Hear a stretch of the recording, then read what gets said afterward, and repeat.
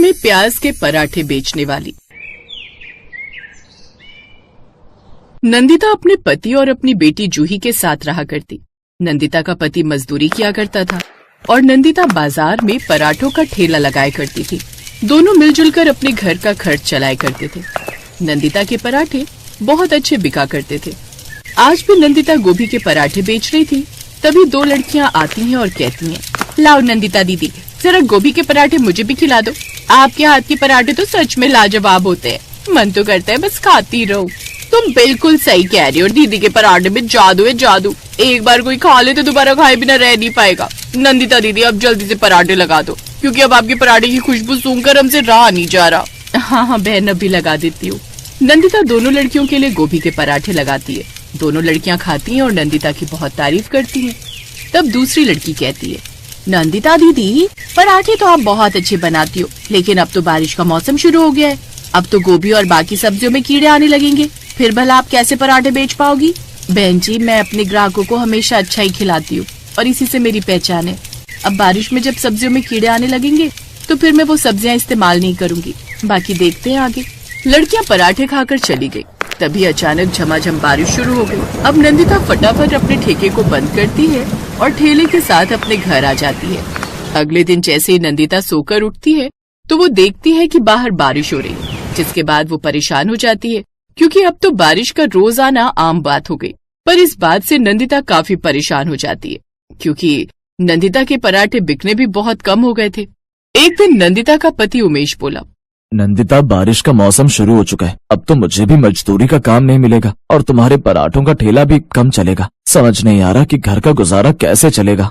हाँ जी, बात तो आप सही कह रहे हैं, लेकिन ये तो भगवान की मर्जी है, अब इसमें हम क्या कर सकते हैं। आप अभी ये सब टेंशन छोड़िए और खाना खाइए। नंदिता दोनों के लिए खाना लगा देती है। तभी नंदिता की बेटी जूही कहती है, माँ, आपने आज जो मूली के पराठे बेचने के लिए बनाए थे, क्या उनमें से कोई भी पराठा नहीं बचा? मुझे पराठे खाने हैं। आपके हाथों के पराठे मुझे बहुत पसंद है। हाँ हाँ मेरी बच्ची, मैं तुम्हें अभी पराठे निकाल कर देती हूँ। इतना बोलकर नंदिता ने पॉलिथीन से 2 पराठे निकालकर गरम किए और बेटी को देते हुए बोली, मुझे पता था कि तुझे मेरे हाथों के पराठे बहुत पसंद है और तू खाए बिना मानेगी नहीं, इसलिए मैं तेरे लिए 2 पराठे बचा कर ले आई थी। एक तू खा ले और एक पिताजी को दे दे। अब जूही वो एक पराठा खा लेती है और दूसरा अपने पिताजी को दे देती है। अगले दिन झमाझम बारिश हो रही थी, जिसे देख उमेश नंदिता से कहता है, नंदिता, सेठ ने मुझे इस बारिश के कारण काम पर आने के लिए मना कर दिया। मुझे तो बहुत बुरा लग रहा है और बस बार बार एक ही बात दिमाग में घूम रही है कि ऐसे ही रहा तो हमारे घर का खर्च कैसे चलेगा।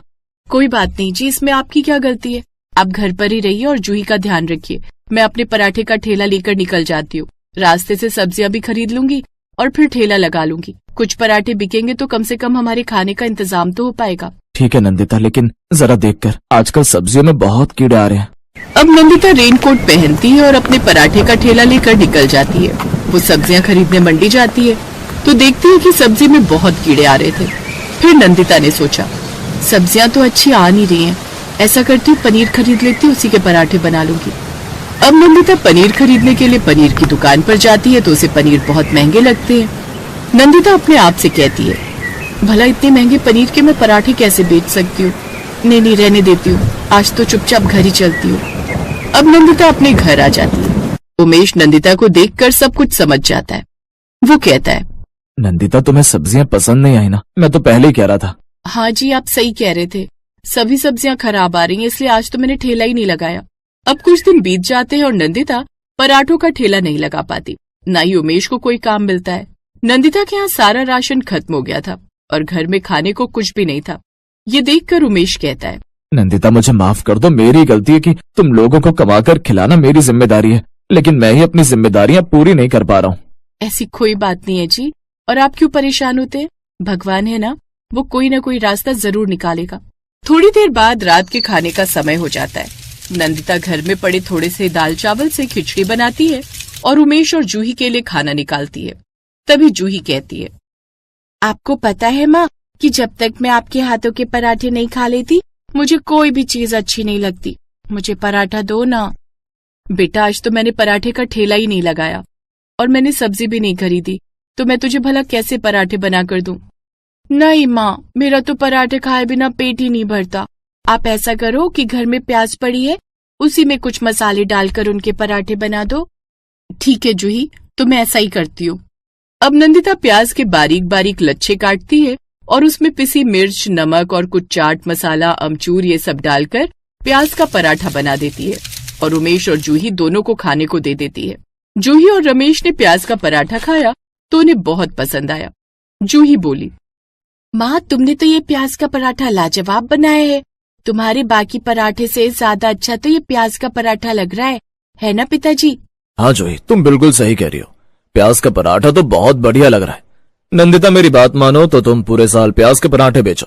प्याज सस्ती भी मिलेगी, खराब भी नहीं होगी, उसमें कीड़े भी नहीं लगेंगे और लोगों को तुम्हारे पराठे बहुत पसंद भी आएंगे। ठीक है जी, अगर आप दोनों को ऐसा लगता है कि प्याज के पराठे लोगों को पसंद आएंगे तो कल से मैं प्याज के पराठे ही बेचूंगी। अगले दिन हल्की हल्की बारिश हो रही थी। नंदिता अपना रेनकोट पहनती है और अपना ठेला लेकर निकल जाती है। नंदिता ने प्याज के पराठे का ठेला लगाया। ग्राहक उसके ठेले पर आते हैं और उन्हें वो प्याज के पराठे बहुत पसंद आते हैं। अरे वाह नंदिता दीदी, आपके प्याज के पराठे तो आपके पहले के सभी पराठों से बहुत अच्छे हैं। नंदिता उसे धन्यवाद देती है। ऐसे ही और भी ग्राहक आते हैं और नंदिता के प्याज के पराठे खाकर उसकी बहुत तारीफ करते हैं। इस तरह बारिश में नंदिता के प्याज पराठे का ठेला चल पड़ता है और नंदिता बारिश में अच्छी खासी कमाई भी कर लेती है। नंदिता के काम बढ़ने के साथ साथ उमेश भी नंदिता के काम में उसकी मदद कर दिया करता था। दोनों मिलकर अब पराठे का ठेला चलाते हैं और अच्छा खासा पैसा कमाते हैं।